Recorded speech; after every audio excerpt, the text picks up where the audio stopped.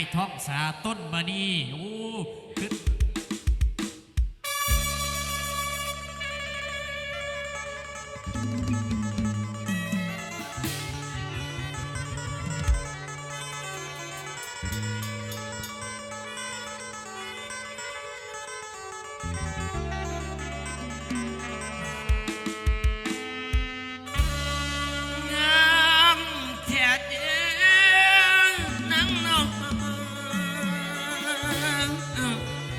แก้มแดงแด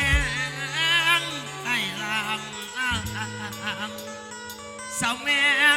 ลูกสาวสั่งมากระดงอยากขอเข้าเอามีมาเนียวว่าทั้งน้องลำเอาขวดแต่ดอกเงาเองบัดเข้าป่านี้กันสั่งว่างามแท้ดีน้องไอ้นี่ไม้ปองสั่งสาวลูกสามมาเป็นคู่ขอดูแลลูกหน่อยสามคนนั้นได้หำเย็นโอ้ยคนงามเอ้ยเปิดกล้องดูชิบประธานดูประธานประธาน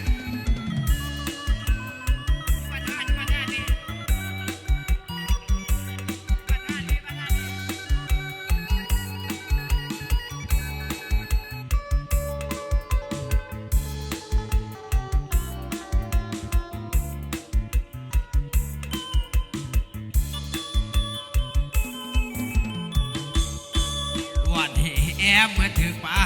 ไข่เอาเมียใหม่ก็ได้ลูก3 คน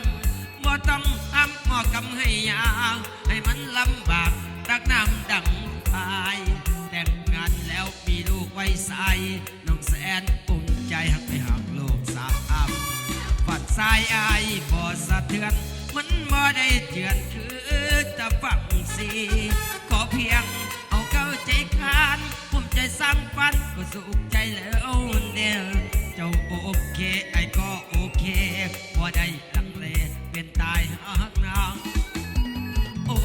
แม่ห้างลูกสามน้องมีความงามสำนักเอียนหมอผิวพรรณยังเต่งยังเติงถ้าว่าเป็นหนึ่งบ่มีไผทอแก้มปล่อยไหลดึกใจกระดอกบ่อยากไปต่อไอ้ก็อดใจเอาน้องเก่งเปียกทางการสานเก่งในทุกด้านที่ไอ้ต้องการเก่งทางเรียกเกินกันสันมาแต่ทำงานก็ยินน้ำคอยมีเรามันกินใจตอนถามว่าไงพอไอ้มาแข่งกาดอไอ้เขาใจยำนอนตอนกินเขาก็มีความอบอุ่นลูก3 คนนั้นยังกันใส่ลายย้ำใส่ก็บอกไปเมียแม่หักดึกใจมากแองไรสบายใจหลายแนวพอเสือล้อมเอาแม่ใจแววเอาเพียงน้องนางแม่หักลูก3ก็ต้องน้อยใจถึงหัวเจ้าบ้านละไปบุญเขาบ่ไหลบ่ได้อยู่กับน้องลูก2ก็หักมาหมดแล้วเหลือเพียงน้องแก้วแม่หักลูก3อย่าน้อยใจไปเลยคนงามไอ้เป้าติดตามหักเพียงหน้าบุญทำคนเมาทั้งเอามาไง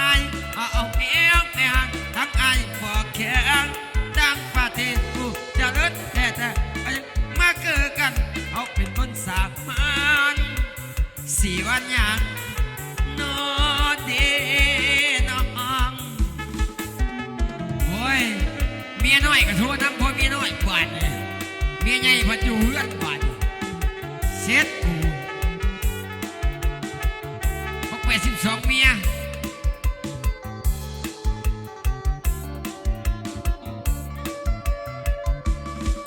ใจแววอับเพียงน้องนางไม่ห่างลูก3บ่ต้องน้อยใจถึงผัวเจ้าก็ลาไปบุญเขาบ่ไหลบ่ได้อยู่กับน้องลูก2ก็หักมาหมดแล้วเรื่องเพียงน้องแก้วไม่ห่างลูก3อย่าน้อยใจไปเลยคนงามไอ้เป้า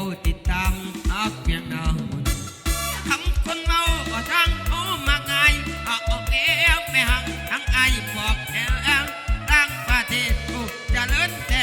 กันมาเกิดกันเอาเป็นคนสามานสี่วันอย่างนอเดน้องขอญาตเอาโทรศัพท์มีน้อยกันเด้อ